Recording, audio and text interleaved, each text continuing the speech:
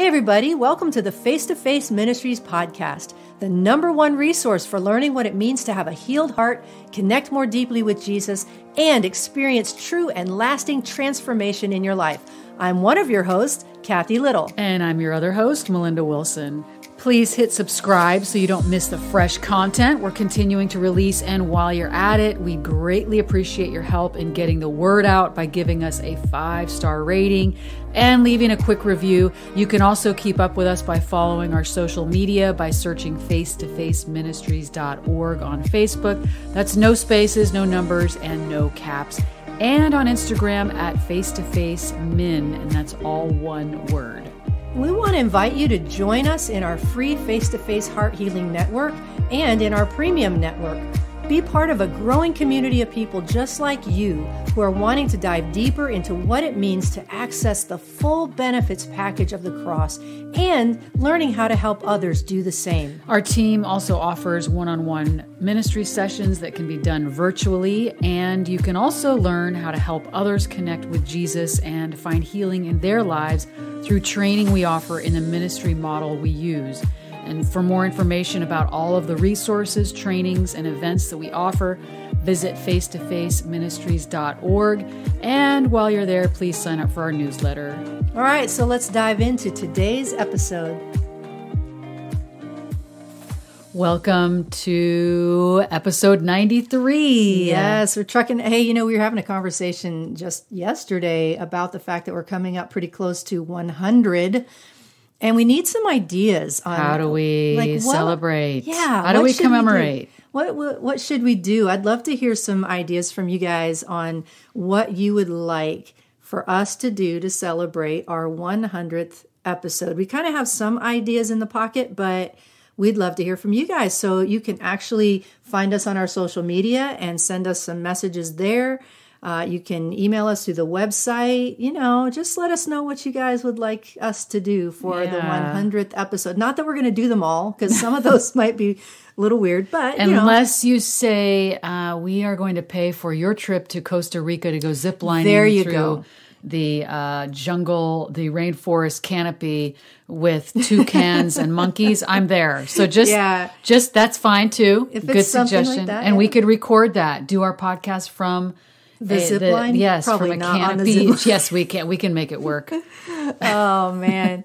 Well, hey, this is publishing on Tuesday, the 16th of February. So if you're listening to this later on in the game, it's a little late for you guys, but those of you who are listening right now, we really would love to have you jump in on our Transformation Masterclass, which we are starting today. So if it's before 10 a.m. Pacific time when you're listening to this, there's still time.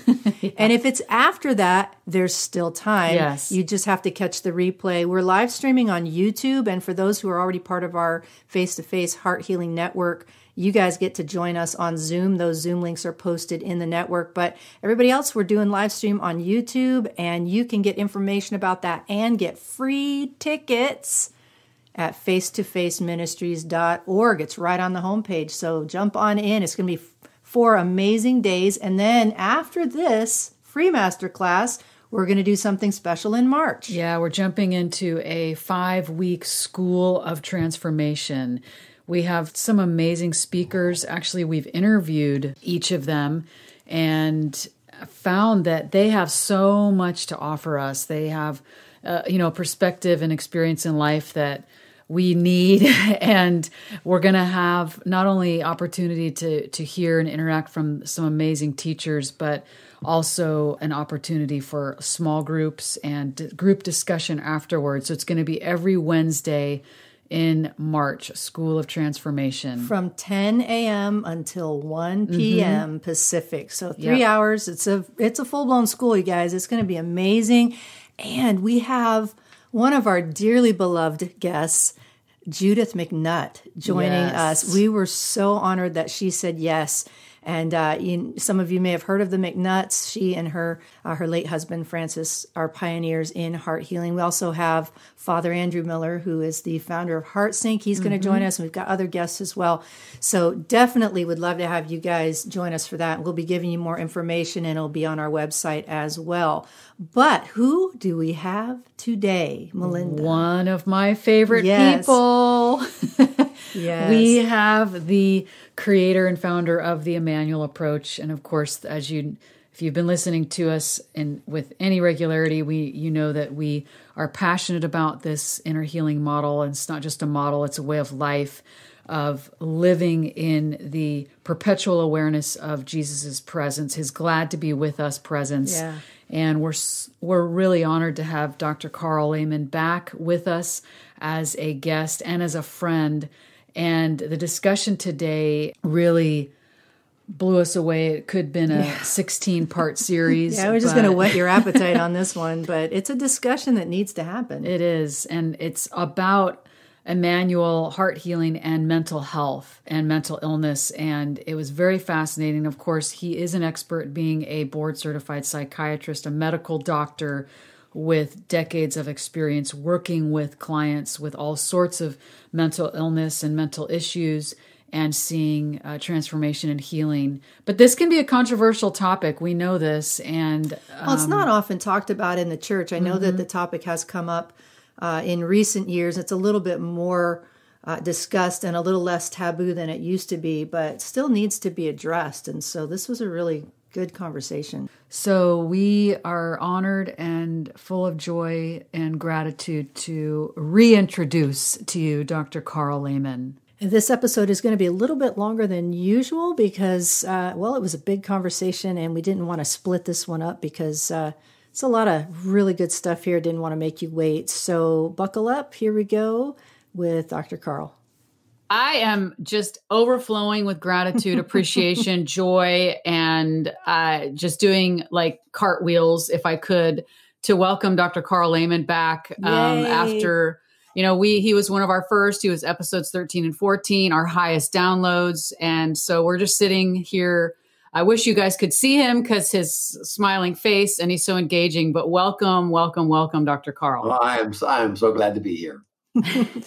Well, you're one of you are the favorite podcast guest. Everybody that we minister to personally, we refer them to those episodes, and they are the highest downloaded episodes of all of our episodes. And I think this one will probably climb the ladder pretty fast too, because obviously you've had the greatest impact on who we are as prayer ministers and trainers, because this is the approach that we use in one-on-one ministry. And so you're sitting there beaming. It's like, oh, I have children and grandchildren now. It's like, and I love your stories. I get to hear your stories of what Jesus is doing in people's lives. I mean, I get those emails and they make my day. I'm like, oh, another story about people encountering Jesus' living friendship, interactional, transformational, wise, gentle, wonderful, personal presence.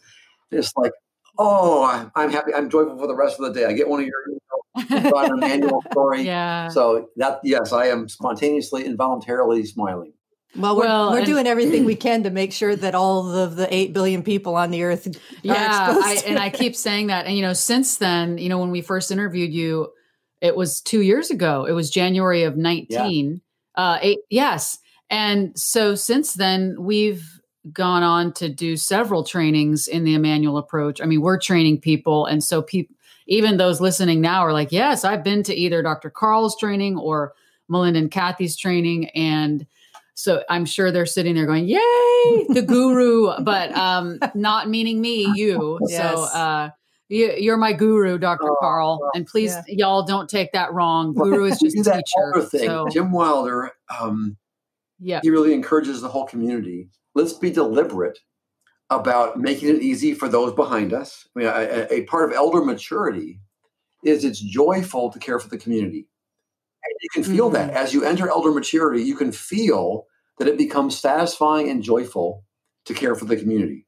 And I'm experiencing that. It's wonderful. It's a life-giving thing. So it's like, I'm embracing that. That's the way God wants us to operate. That's the way community is supposed to operate. That's all good. Yeah, we actually just interviewed Nick Harang from Deeper Walk International on the levels of maturity.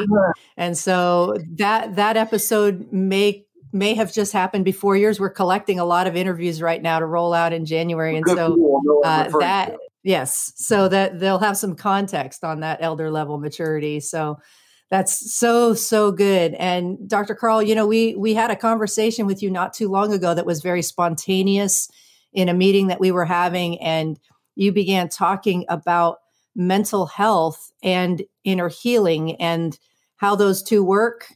And we were sitting there blown away by the whole conversation and thought, we've got to have you back to talk about that because it's kind of a big deal. And the church hasn't often known what to do with that. And so kind of want to turn you loose on that. Melinda, do you want to frame anything here? I mean, I think the whole depression piece, I feel has been such I'm not on Facebook very much, but when I have been or am, there's several people that say, hey, let's talk about depression. As a Christian, I'm talking about Christians, where it's been a taboo subject. It's been like, well, either from maybe a more charismatic, spirit-filled churches, and I'm not saying all of them, so please don't hear what I'm not saying, but that can just be prayed away or maybe seen as a demonic spirit, to going to a psychiatrist or a therapist is not having faith. And then, so therefore, then it's not just charismatic churches. And I don't want to put that, because I are one. Okay. But I don't want to put, there's a lot of churches that it would be taboo. Like, we're not allowed to talk about that. It's not having enough faith. So maybe even framing it, starting from that place of not being talked about in the church. And if it is, then it's shameful. Oh my gosh, I was on antidepressants, but I'm so embarrassed to tell anybody. There have been even high profile suicides that have happened, and church leaders who have committed suicide. And we know Rick Warren's son, he's been very public about that. It's not non-existent. It's happening, but it's not understood and not being talked about, perhaps to the level it should be. There's so much unnecessary confusion and difficulty around mental illness. I mean, mental illness is a deep, sad, brokenness part of the world, but there's a lot of confusion and misunderstanding that's not necessary. And hopefully we're going to help address some of that right now. Yes. Thank you. One piece, just right at the beginning here, so I don't forget. We're going to try to give a short answer here in the next hour, but the long answer is I'm going to put up on the Immanuel Approach website. I have a whole essay on Immanuel Approach Emotional Healing and Depression. I have a whole essay on Immanuel Approach Emotional Healing and Schizophrenia. I have a whole essay on Immanuel Approach Emotional Healing and OCD. I have a whole essay on Immanuel Approach Emotional Healing and medication. Immanuel Approach Emotional Healing and attention deficit hyperactivity disorder. And there's a whole essay on just kind of how the mind and the brain and the spirit kind of fit together. I mean, there's about 150 pages. It's basically a free book of essays about the last 20 years as a board certified psychiatrist, trained in medical medicine, a lot of science background, and also emotional healing, miracles, include deliverance. There's a spiritual reality, there's an emotional trauma healing reality, and there's a medical brain reality. And there's not many people who've kind of brung those together in a good way. There's just so much unnecessary confusion. And for people who, if we don't get to it in this episode here, there's a whole bunch of resources on our Immanuel Approach website. On the resources page, I'm going to put up a whole bunch of essays about, faith-based emotional healing, how that fits together with mental illness, other therapies, medication, mental illness diagnosis. So there'll be a lot more material there, and there'll be a number of things I'll touch on, and then the bigger story is there. Okay, and if you're willing, we'll have you back for subsequent episodes down the road. I think that would be. This is such a big issue. There's a lot of people who will listen to a 30, 40-minute podcast or whatever you call it. Yeah, podcast. And they're not going to go and read 100 pages. Mm-hmm. Yeah, so let's jump in on some of them. There's a number of big pieces to hit. So one is there are a bunch of false dichotomies. And that's just a general phenomenon which just causes so much trouble. Like, this mental illness is either caused by demonic oppression or it's a real mental illness. Or this is either caused by psychological trauma or demonic. Or this is either caused by, it's a biological mental illness or there's trauma that you can heal. or, and every combination you can think of for those three. Often with Christians, it's either like healing for painful memories and demonic and deliverance, or like mental illness. And there can be a adversarial, polarized piece there, which is completely unnecessary. And it happens on the mental health professional side too. They're not innocent. There's been decades in history where the mental health professionals really despised Christians. Christians kind of attacked and hated and feared the mental health professionals, and there was all kinds of rational and irrational content there.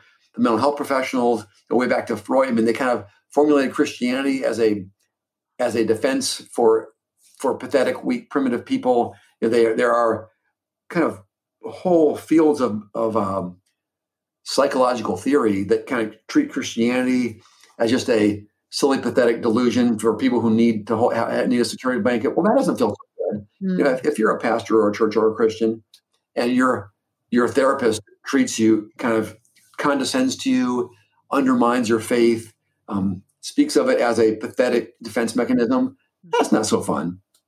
And there's years of understandable bad blood in both directions. Christians have demonized and opposed and misrepresented mental health professionals and vice versa. So lots of tangle there, which is just good to remember, realizing when you think about the relationship between Christians and mental health, just remember there's been a lot of bad blood, a lot of hurting and confusion and misrepresentation and adversarial attitude, both directions for decades. And that's kind of a context for a lot of these things you'll see. So you have mental health professionals, especially like the medical psychiatry people who are trained in the medical model. It's just brain biology. It's just brain chemistry. It's just depression is just a brain illness. It's just your brain chemistry is off. And we just give you the right medication to fix your brain chemistry. That's the whole deal. And the healing people will say, hey, this person, when they get depressed, they have thoughts like, it's hopeless. There's nothing I can do. It's my fault. I'm bad. I'm not enough. And if you believe those thoughts at a deep level and they feel true, that generates depression. Your emotions will be hopeless and discouraged and despairing and sad. And what do you know? You find the memory. Oh, here we go back to childhood. And this person's alcoholic father stomps out of the home, never to return, and says, if this place wasn't such a pigsty, and here's this 5-year-old girl who was told to clean up her room several times that week and didn't. And in a deep place in her heart, she believes it's my fault. I'm bad. If I had been a better daughter, Dad wouldn't have left.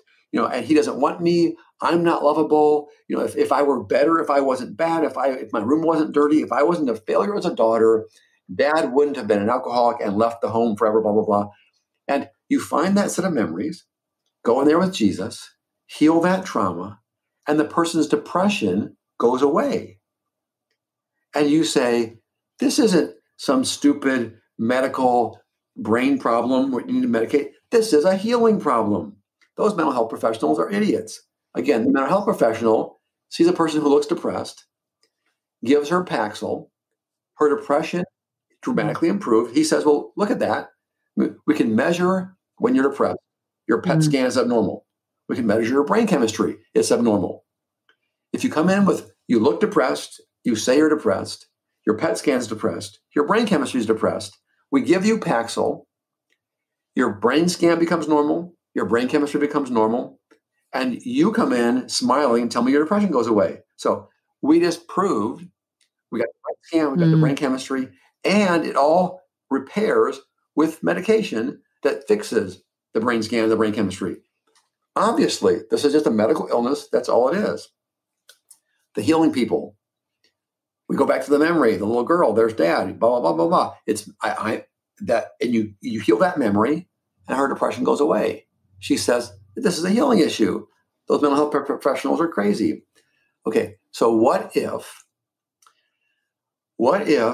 you have a predisposition genetically, so your brain is more vulnerable if you have psychological trauma, the way your brain is built is it's more vulnerable to go down that, it's more vulnerable to slide into that depression, abnormal brain pattern, abnormal SPECT scan pattern, abnormal brain chemistry. Your genetic biological predisposition makes you more vulnerable, so that if you get certain kinds of wounds, your brain's going to slide into biological brain biology depression, and you're going to feel bad and have less energy and be tired and fatigued and withdraw socially and not have enjoyment. Now, what happens if your genetic biological brain is more vulnerable to depression, and then that trauma, here's the alcoholic father who says those things on the way out the door, that activates the vulnerability in your biological brain. What happens if both of those are true? And while we're at it, let's put a third one in there. Demons are bad, but they're not stupid. Which is just a simple line to remember.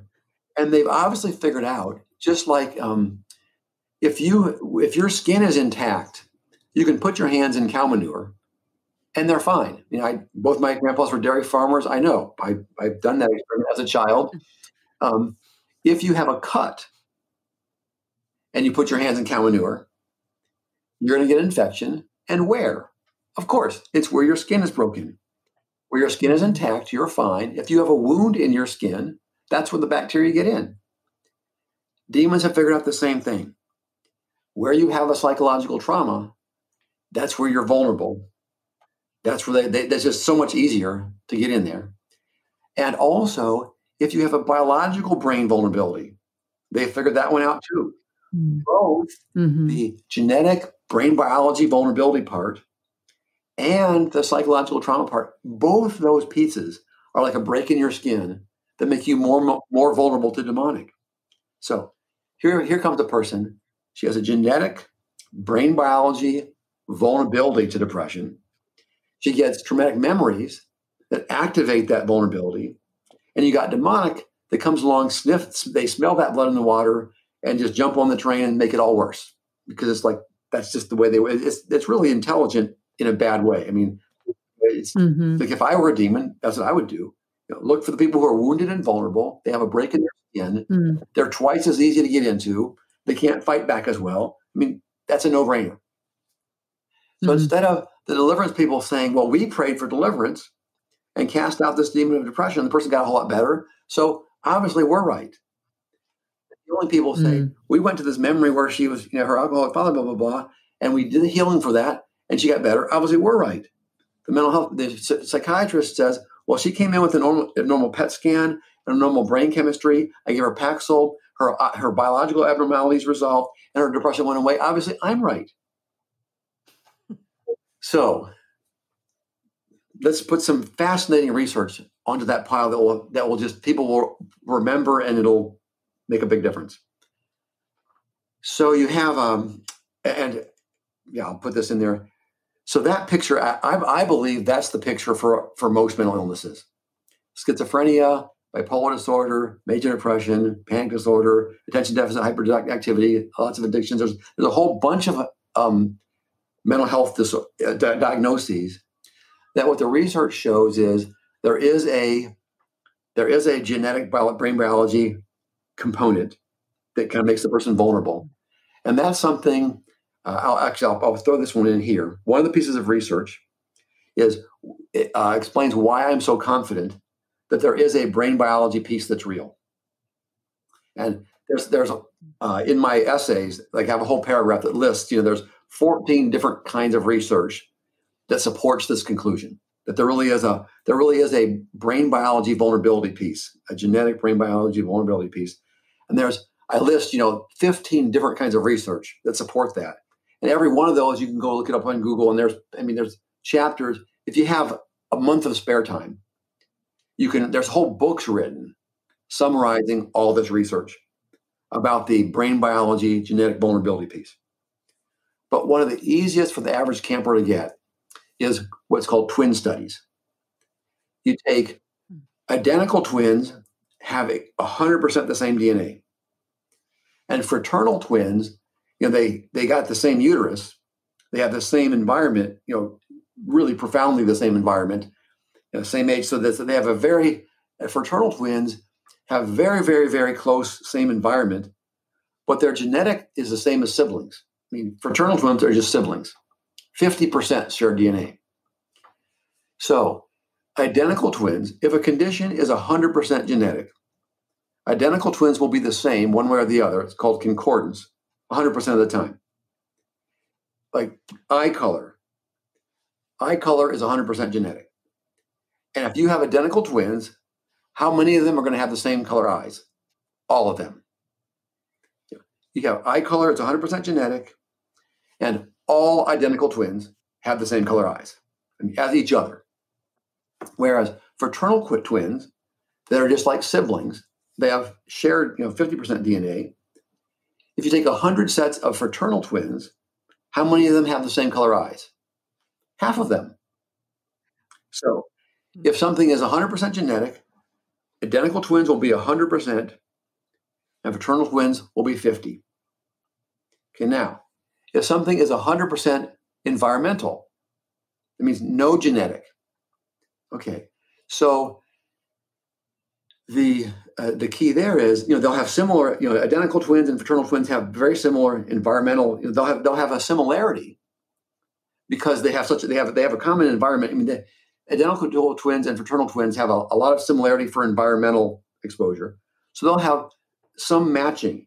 How many fraternal twins or identical twins will have some condition that's completely environmental, and it'll be above zero. It'll be 20%. It'll be some number because they have such similar environment. But if there's no genetic component, what will be the difference between identical twins and fraternal twins? Nothing. If it's 100% genetic, 100% identical, 50% fraternal, there's a big difference. If it's 100% environmental, there's no difference between identical twins and fraternal twins. Now, if it's some component genetic and some component environmental, what you see is identical twins will be less than 100%, right? If it's fully genetic, they're 100%. If it's less than totally genetic, it'll be less than 100. So if there's some environment and some genetic, identical twins will be less than 100%, but more than fraternal twins. So any illness where there's some genetic and some environmental, you go collect 1,000 twin pairs. I mean, and twins there's a whole registry over the whole world for twins because they're so great for this research.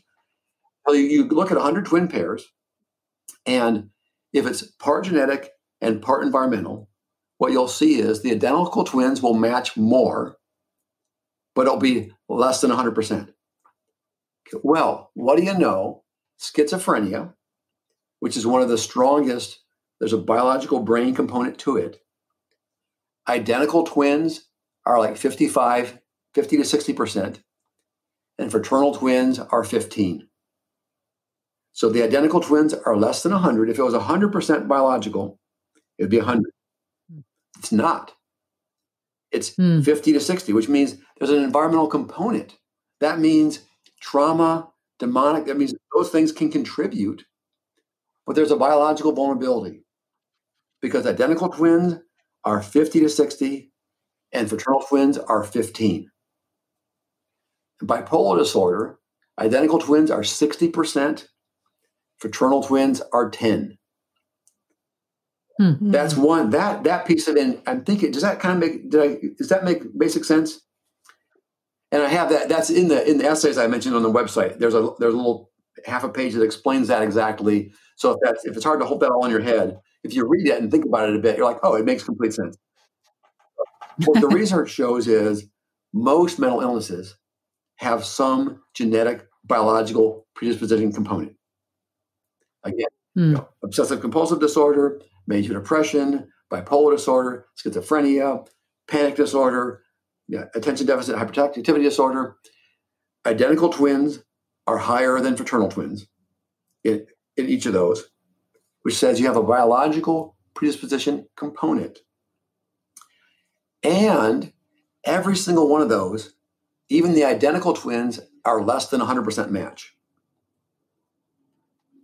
Now, I'll toss this one in there as far as a huge implication.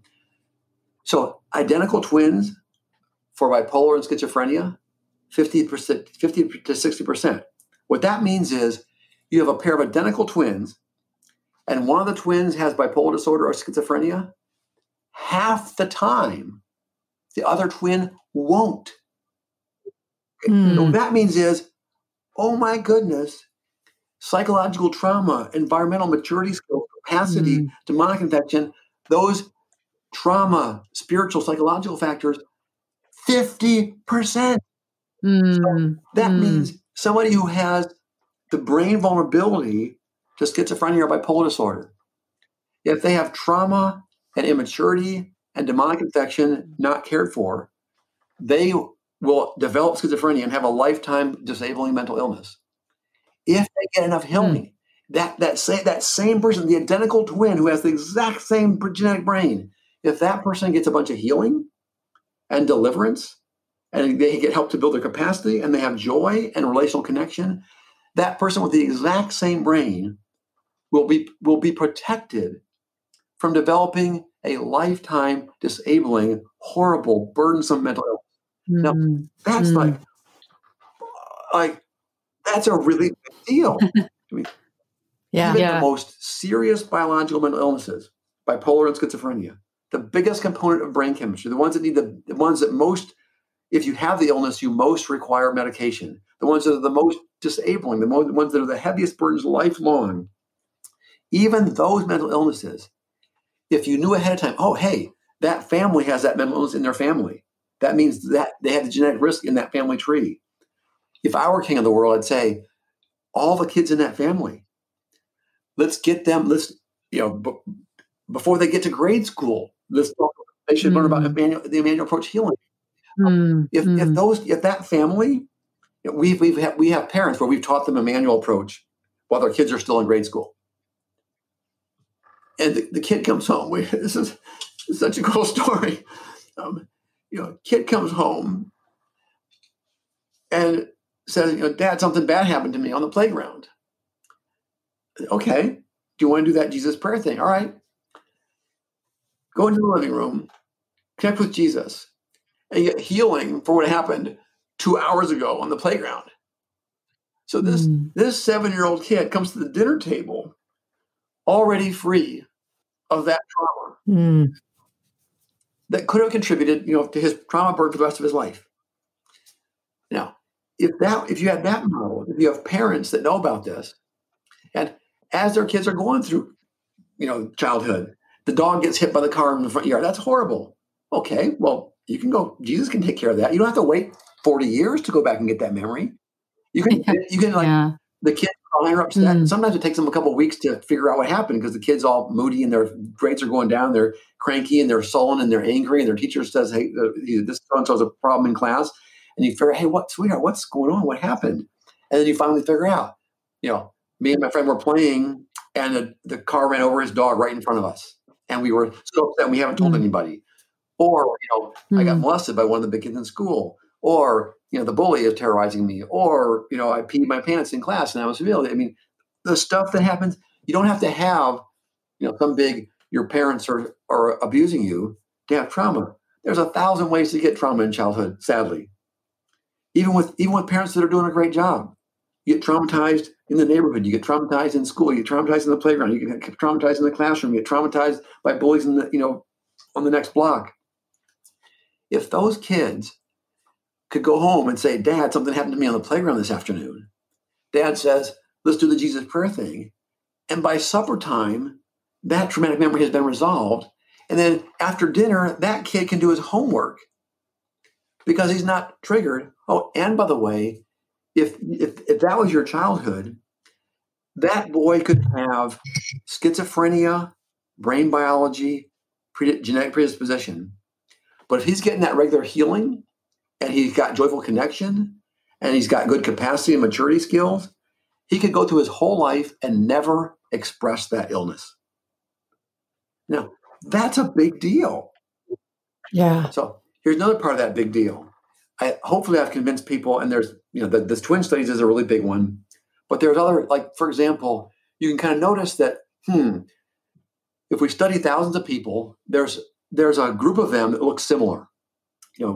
Like if you take 100 people with schizophrenia, for example, they'll have a recognizable picture.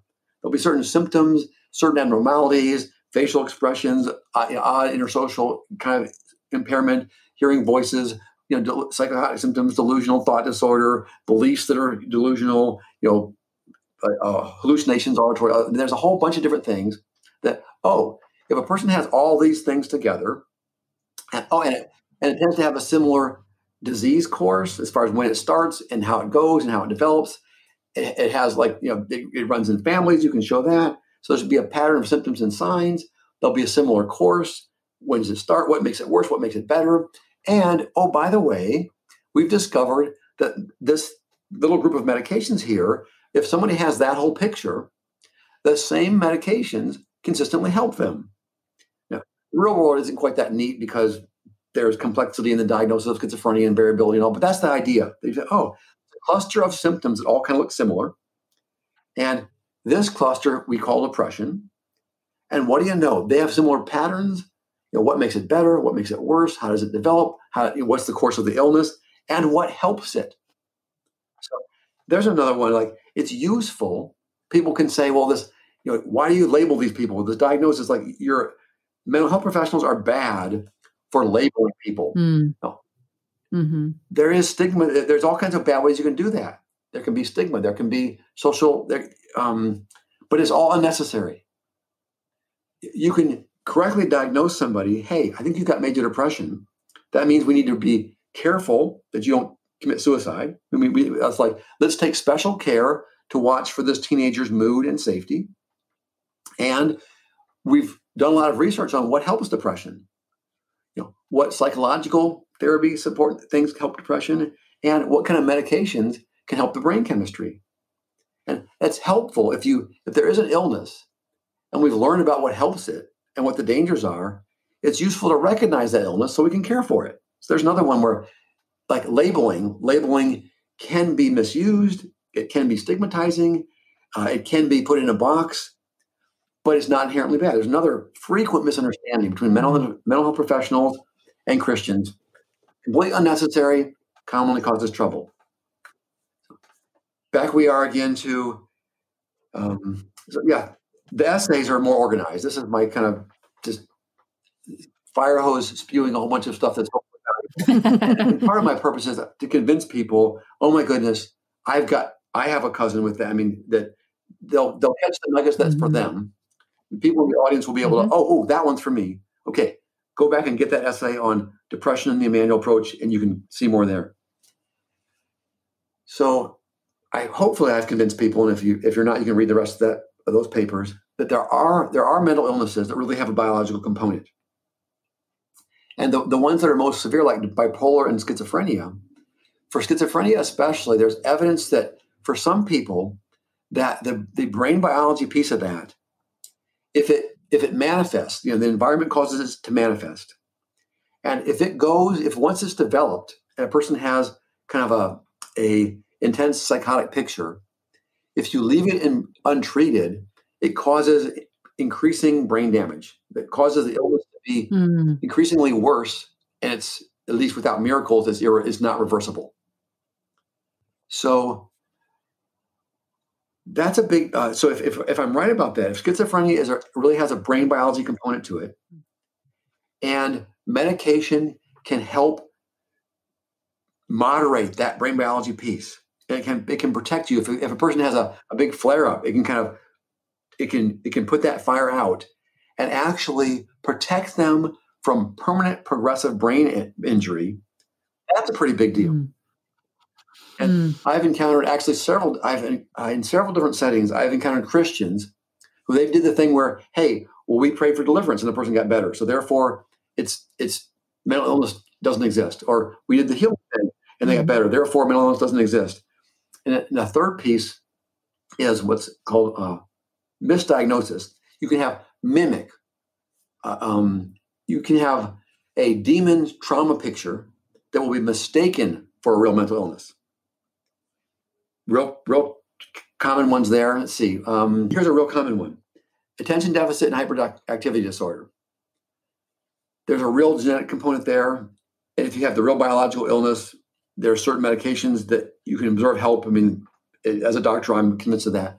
But if you have trauma and it gets triggered, what's that going to look like? It looks very, very similar. If a kid has got a lot of trauma, and every time he gets triggered, it kind of it impairs his brain function.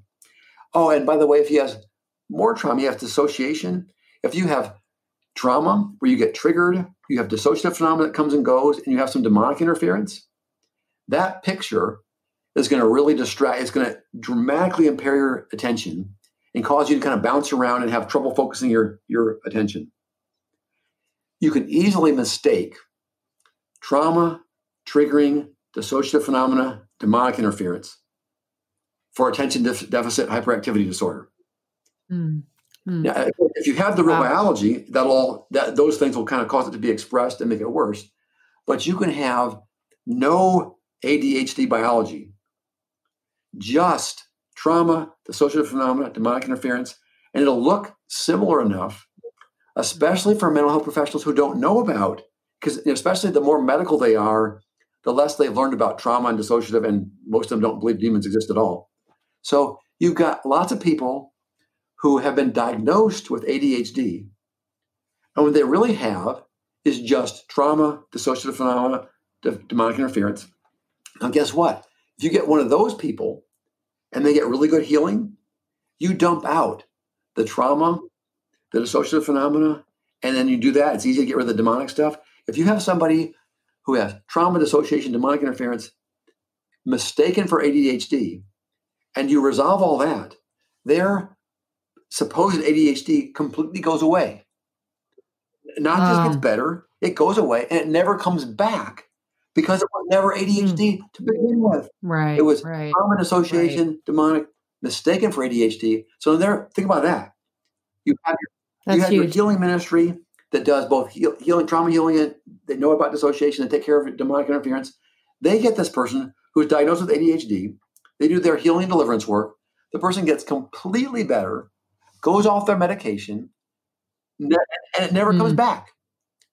Now, you see 10 of those, and you think to yourself, there's no such thing as ADHD. Right. People are all crazy. It's just trauma and dissociation and demonic interference.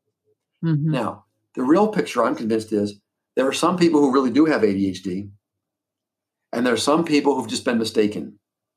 They have ADHD, they have trauma, dissociation, demonic. It's been mistaken for ADHD. Now, if you recognize, no false dichotomy, you can have both. Clarify your thinking. Now, let's go up a notch. Bipolar disorder, big dramatic mood changes. Short summary, same picture. If you got really bad trauma, you have dissociative phenomena and big triggers. And when those get lit up, you'll change dramatically. Your mood, you have these big dramatic changes. And people who don't understand well trauma and dissociative phenomena. In fact, they've made a rapid cycling of bipolar, which there's something real there, but people who see these big dramatic changes, and they're totally in the medical model, so they don't really believe in trauma and dissociation, let alone the demonic jumps on to make it worse. They'll misdiagnose people with trauma, dissociative phenomena, triggering, demonic, and maturity issues as bipolar.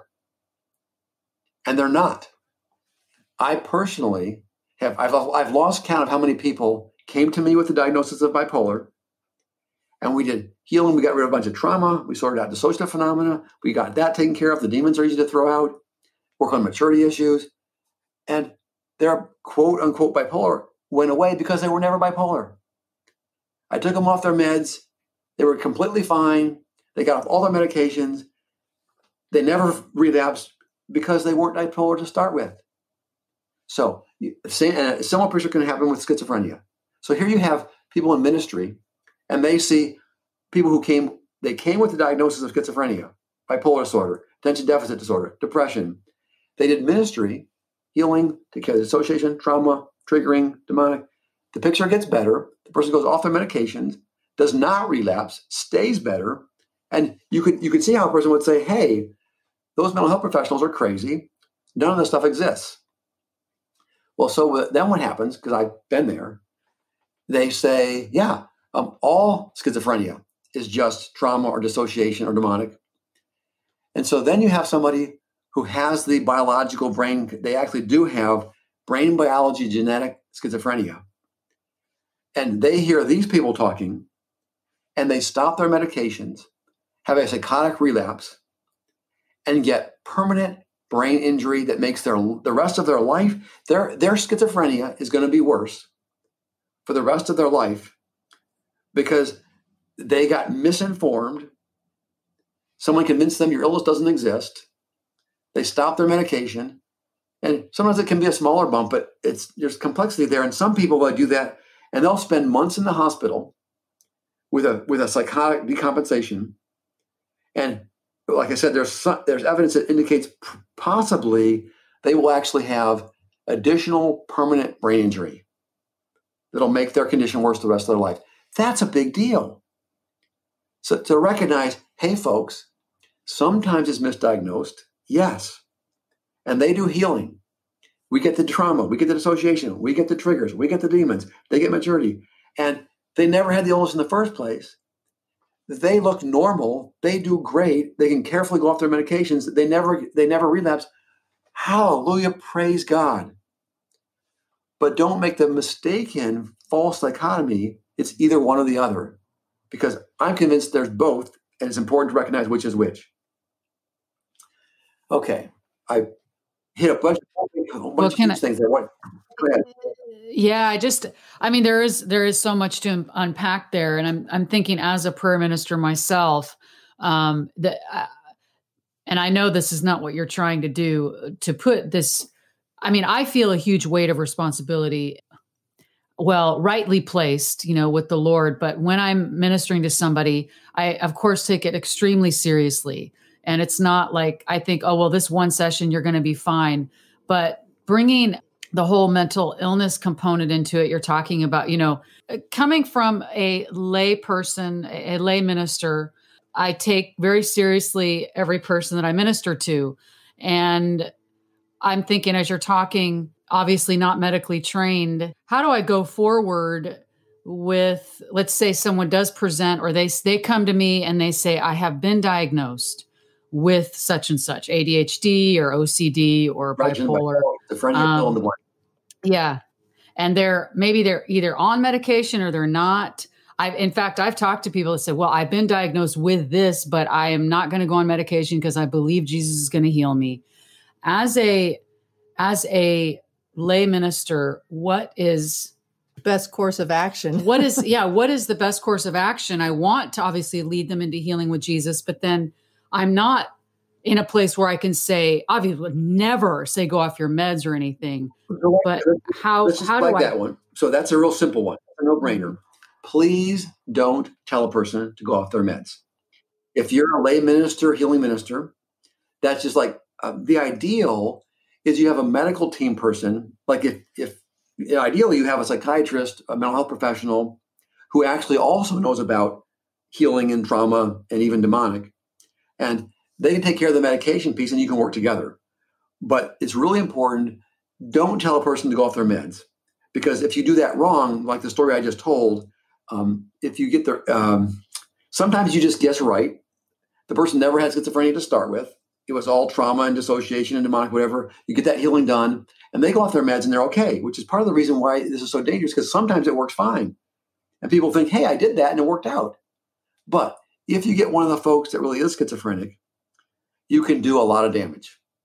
Not to mention the fact that while they're relapsing, while they have their psychotic breakdown, they could kill somebody because when they're schizophrenic folks, when they're not in florid psychosis, wonderful people. But I had a patient who he was totally paranoid, believed somebody was a KGB agent trying to kill him, and he ambushed the guy in the garage and killed him.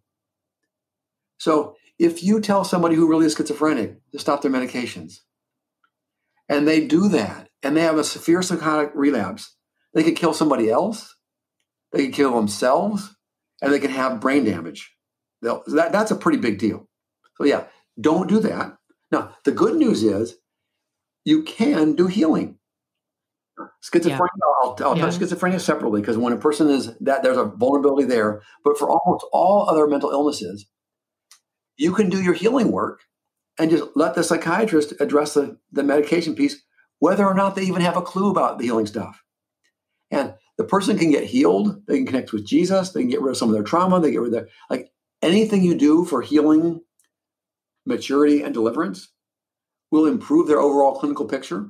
So what that means is their depression will get better, or even go all the way away, depending on, what usually happens is there's a bunch of causes. I mean, it's not just one little trauma. And occasionally you find that it's spectacular, but usually there's a pile of stuff that contributes to their whole picture of panic or depression or whatever it is. And as you shovel away at it, their picture gets better. They'll say, "Oh, I feel less depressed. I need less medication." They'll do a whole lot better for a while, and their doctor will say, "Well, you're doing really, really well. Let's try coming down on your medication a little bit and see whether you do okay." They'll less medication. They'll do better overall. They'll have fewer relapses. Every aspect of their clinical picture will get better as you do healing work. As a lay minister, I have sometimes recognized, oh, this person might be bipolar. Maybe there is clinical depression, or maybe there is OCD because of what they're sharing with me, what they're presenting. And they're not seeing a psychiatrist or a physician. They're not on meds. Obviously, I'm not going to diagnose anything. That even goes without saying. But if I'm starting to recognize this is deeper, maybe there needs to be some concurrent help here, maybe a physician and healing as well as you're both, Dr. Karl, you're a medical professional and a healing minister, obviously.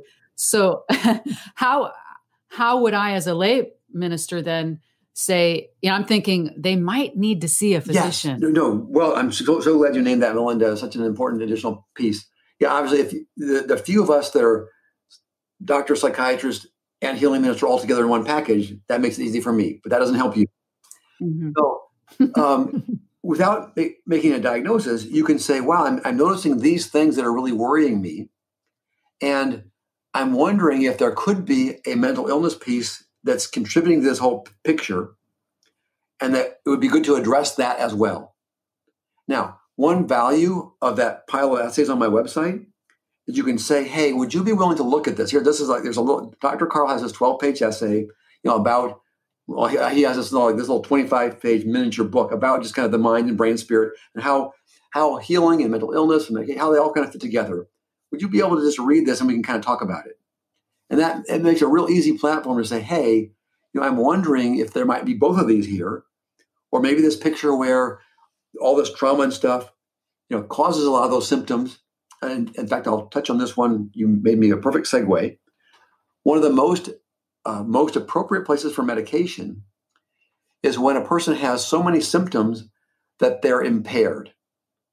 If you have some pain, it motivates you. Doctors use pain all the time. Where does it hurt? When did it start? I mean, first of all, the reason you get into the office is because it hurts. So pain will motivate you to do your work, and it also guides you. It gives you information about what's this about? Where's it coming from? I've got panic attacks, and they come when I'm driving at night in the rain. Well, the reason you got yourself motivated to get in here is because that's miserable, and we have a pretty good idea where to start. Why don't you focus on, the last time you were driving in the rain at night, or where's that coming from? Oh, it's the accident. When I was 8 years old, we were driving, blah, blah, blah, blah, blah. So pain can motivate you, and it can guide you. But what the research shows, and one of my essays, I have this beautiful little graph where at first with pain, whether it's anxiety or toothache or whatever, as it goes up, the person, it motivates them and guides them, and it's helpful.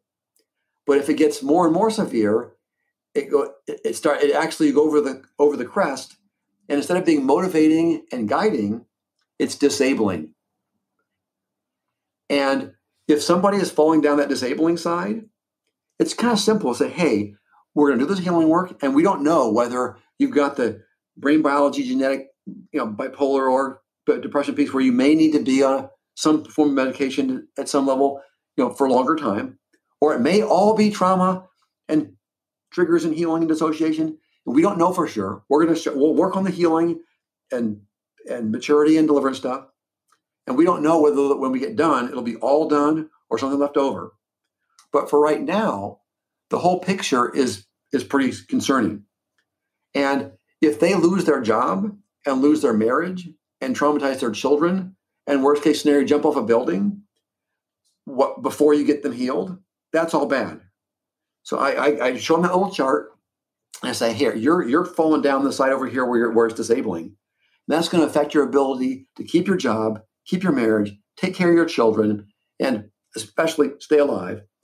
I want you to work with somebody who can back that off. And you basically, on that upside down U, the medication pushes you over to the side where you still can feel it enough. And when they work with me, I say, hey, I'm not going to make your pain go all the way. I mean, like, the goal is to push it back so it's not disabling you, but so it still motivates you. It still guides us. You can still feel your emotions.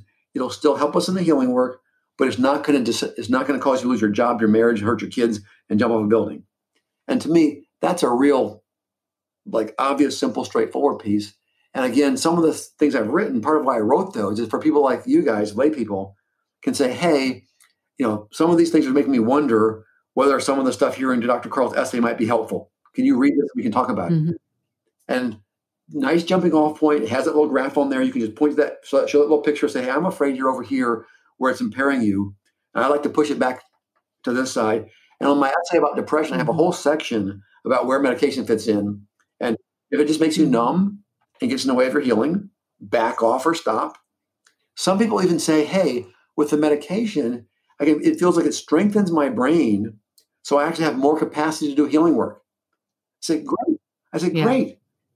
If that helps us do our healing, let's use it while we're doing the healing work. And if it turns out this is all being caused by trauma and triggering and demons, whatever, when we get done, we can take it off. If we get a whole lot of healing and we try taking off the medication and the symptoms come back some, there's another one that you can just back that you can, okay, well, we got off too early. Let's just go back up a notch. And over time, you kind of just work together as a team. And again, if it's all trauma triggering demon stuff, eventually take the person off the medications completely. They do well. It never comes back. Hallelujah. And if there is a real genetic biological brain piece, when you get a whole bunch of healing done, they get a whole lot better. Their whole life gets better. And they're on a third as much medication, which means a third as much side effects, a third as much cost. But if they go below that, they kind of have symptoms come back. Say, hey, well, I think part of your burden in the broken world, your family tree seems to have some biological brain biology bipolar in it. So with all this healing, you need less medication. Hallelujah. You have less side effects. Hallelujah. You have fewer relapses. Hallelujah. When you do have them, they're less severe. Hallelujah. You get better faster. Hallelujah. But I think there's something there that's just a part of your brain. So let's keep this little piece here. I mean, all those, if you see the whole picture and include both parts, the outcomes are just so much better. Yeah. Well, and Dr. Karl, let me talk about, does it equate this way? As a prayer minister, let's equate this to a physical issue. Let's say someone is diagnosed with high blood pressure. It's measurable, obviously, because you can measure high blood pressure. And the physician says, here's a prescription, stay on this. And yet at the same time, they're working with a health coach who's not a physician. If a person's got blood pressure, you can measure high blood pressure. They're on blood pressure medication. They need it, but they're working with a health coach. Beautiful analogy. And in fact, we can go straight to emotional healing. I have people, they have high blood pressure. They're on 3 medications. It causes lots of side effects. Blood pressure medications are burdensome. Now, part of their high blood pressure is because they're way overweight, because they have triggered eating. Part of their blood pressure is because they're stressed out because they have trauma. You can do healing work. You decrease their triggered stress from their trauma, and you address their triggered emotional comfort eating. They lose 80 pounds, decrease their triggered trauma stress, and they can sometimes come off 1, 2, 3. You can see their blood pressure medication come down. And it's real simple for the blood pressure doctor, because he can see, hey, you're your blood pressure is now on the same medications. It's lower than it used to be. Let's go down a notch. They come back the next month. Hey, it's doing better. Let's go down a notch. And as they get healing, they back off of their comfort-triggered attachment pain eating, and they dump out more and more of their triggered trauma-anchored stress. And every time they go back to the doctor, he says, well, your blood pressure is actually kind of low. They back off the blood pressure medication. And I've seen cases where almost all the reason they had needed blood pressure medication was because of their weight, their stress, their whatever. You fix all that, and they can come off all their blood pressure medications, which is glorious. Right. Beautiful parallel. And that's where I would never, as a prayer minister, say, come off your meds. This is where it's like, okay, I'm working with a health coach or a prayer minister in tandem with the physician. And so I'm going to help you in this area, in your heart, in your inner work, and the physician's helping you in the biological, physiological aspect. And we can do this together. Yes, and you could easily talk about, hey, and I'm hoping that our work might affect your medical. I'm hoping that our work with your weight and with your stress and with your triggers and with your exercise could have effects on your blood pressure. But I'm not going to touch your blood pressure medication. Right. I think it could have an effect. We can talk about that. That's something we can hope for. And if you feel a lot better, go back to your blood pressure medicine doctor and say, hey, check my blood pressure. Can I back off some? But you would never consider telling the person to stop their blood pressure medication because they got healed. That'd be a really bad idea. And the outcome would very possibly be they go home, stop their blood pressure medication, they have a rebound hypertension and have a stroke. That's not something you want to live with. Right. Yeah. And I think the disclaimer is don't try this at home. If you are not a trained professional medical doctor, we are not recommending, I just want to make that clear that we are not recommending that any of the lay healing ministers would address those medical things because it's way out of our pay grade. That's not what we're to do. But we can work in tandem with a medical professional, but we are not to take on any of that responsibility for us because that's, for me personally, I'm not a medical doctor, and I would be happy to provide the healing component, but we need to stay in our lanes in this because it's a very serious subject. It's a very serious ramifications to this. It is. And I'm not one either, but I've played one on TV. Just kidding. No, I actually really have. I've worn the white coat, but please just bring in a little bit of levity. But I think that hopefully it goes without saying that, we would never A, diagnose any mental illness, or B, ever tell anyone to go on or off any medication. We just get to do our part. And that's the beautiful part of the body of Christ, whether you're a physician or a psychologist or a lay prayer minister just starting, we all get to do our part and we recognize our part. That's the thing. It's like, what is my part in helping this person? Okay, I can pray with them every week. I can help facilitate a connection with Jesus, and then they can continue going to their physician or their therapist, whatever that looks like. The ideal is we'll have more and more physicians, therapists, psychiatrists, psychologists who also know about this stuff. I mean, the ideal is they're all on the same team. It's particularly difficult if they don't even recognize your aspect of reality. But even there, you can talk to your person and say, hey, I'm wondering about these questions. I think what we're doing could affect your physical health or your brain chemistry, whatever. Look at these essays by Dr. Karl and talk to your physician, your psychiatrist, your therapist about them. And I even tell people, if you have a psychiatrist or a psychologist who doesn't even consider this part of reality, there's nothing that says you can't find another one. Don't go off your medication and stop seeing a psychiatrist, but find a psychiatrist who says, oh yeah, I know Dr. Karl. I believe in healing. And I would be happy to follow your medication. And if your healing work produces fruit that affects your meds, great, we'll work on that together. So it's totally okay to talk to the person about these issues, point them to these essays, raise the questions. And if they have a current care provider who's totally not open to any of that, the patient, it's their right to choose a provider. That provider doesn't own them. They have the right to find a physician who also believes in healing. So that's just, important to stay on your lane, but it's okay to talk about it. It's okay to point the person to the subject, and it's okay to say, hey, encourage them to address these issues with their medical care provider. And that's all. Right. We will never give medical advice, even if I have read all of Dr. Karl's 6,000 pages of essays. But we will, and even if you, as a lay counselor, lay prayer minister, we just never, and we hope this goes without saying, but but it is helpful to know that it's a both and thing. Yes, and that they can and and we've been trying to say that 20 times this. One of the biggest problems is people who do the false dichotomies. They're the both and. Yep. If the Christian community, if the healing community could really get the both and piece. Yes. And work in cooperate, teamwork together, collaborate. Yes. That one point right there is worth our entire podcast. Right. If we hammer that home thoroughly enough, that people actually go away with it. Yeah. And Dr. Karl, where exactly on the website? I know it's ImmanuelApproach.com is the website. And under where would they find this information that you've been referring to? On the resources page.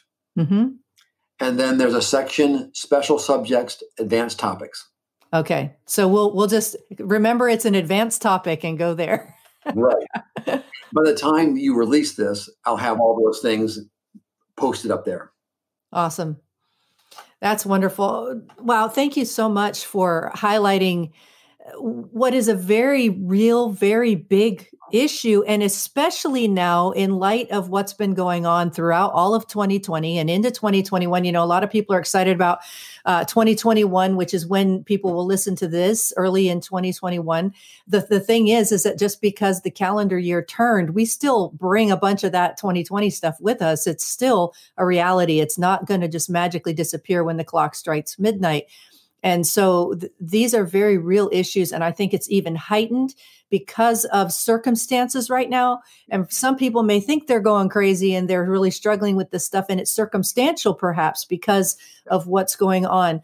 But to understand the reality of both and healing is very, very much a companion to this journey. And let me be, because you just said you triggered a thought, not in a trigger bad way, Kathy. She's triggered. I was sitting here thinking, y'all, seriously, how vulnerable do I want to be right now? And I think I've mentioned it before, but because you said situational, Kathy, the world has not always been like this, nor will it always. But several years ago, because of situational, not because of clinical depression, because of situational circumstances that were going on in my life, I was on antidepressants. And it was hard that's a hard pill to swallow. But I had to fight some shame. But in that situation, I was going to grad school. I was working full time. I had just moved from overseas. The stress was overwhelming, actually. And I had been to a professional counselor and she suggested talking to my physician. I went and got some low dosage antidepressant, but I'm like, but I knew about heart healing. So I had to kind of fight all that, but I needed help I needed help physically, mentally to get. You were totally down on the impaired side of that curve. And you could feel that medication just strengthened your brain chemistry temporarily to put you back to the side where you're not impaired and just Yes, exactly. And that was I was at a point where I can't continue to be in grad school and work full time without and I was in therapy every week, but I needed more. And so I feel and then at a point at about a year and a half later, I was able to come off the antidepressants. Yeah. The situation changed. Yeah. I had been getting some counseling and prayer ministry. And so that's where, for me, it was working concurrently, doing all of that. And it's okay, I see that's absolutely valid to have all of those working in tandem together. Yeah. The more we can work together on this, and some of those I have pieces about, part of my vision is let's try to disarm the unnecessary confusion and conflict. I mean, there's places where there are legitimate challenges and we have disagreements with folks, but there's a lot of conflict and confusion that's completely unnecessary. Yeah. And that's one of the things we're trying to work against. Hey, folks, some of this is completely unnecessary, the result of misunderstandings. And if we can fix that, I mean, oh my gosh, the need for healing in the nation, in the country, in the world, and be on the same team again and realizing, hey, folks, we don't have to be enemies. There's enough places where you have real disagreements that are hard. Let's not have unnecessary ones. where people just have simple misunderstandings. Hey, I had these 3 people who came with diagnosis of ADHD. We prayed for healing. It went away. There's no such thing. Well, wait. They came to you with ADHD diagnosis. You prayed for them. They did great. They stopped their meds and it didn't come back. Probably that person never had ADHD. Trauma, triggering, dissociation. I'm so thrilled that you helped them. But there are other people who do have, like, oh, right, both and. Yeah. And just with some of those pieces, you straighten them out, clarify the thinking, eliminate the false dichotomies. I mean, there's a handful of common, pervasive, expensive misunderstandings about healing ministry and mental health care. That if we can get those off the table, that huge benefit. Well, we're going to have another conversation, Dr. Karl, because I know that people are going, oh my gosh, this is needed to be talked about. So let's just plan we have conversations with Jonathan Puddle. He's one of our other guests. We've had him back repeatedly. So we'll just have a new series of conversations with Dr. Karl and we can hit a bunch of things that perhaps people won't dive into the written material, but they will catch it on podcasts. So we're happy to provide a platform for your message to get out to our audience. And we're totally on your team with the Immanuel Approach. It's what we use in one-on-one ministry. We love it. And we have both benefited by it. We both have seen countless lives transformed by it. And we are very grateful. We honor you for the work and the research that you have done. Yeah. So thank you for investing your time and being part of the continued conversation. Thank you so much, Dr. Karl. It's such an honor. And I'm just so excited and honored to introduce you and your work, the Immanuel Approach work, really healing to the world. Hey, well, love being with you guys. Love what you do. Glad to be a part of it. Bless the community. Amen.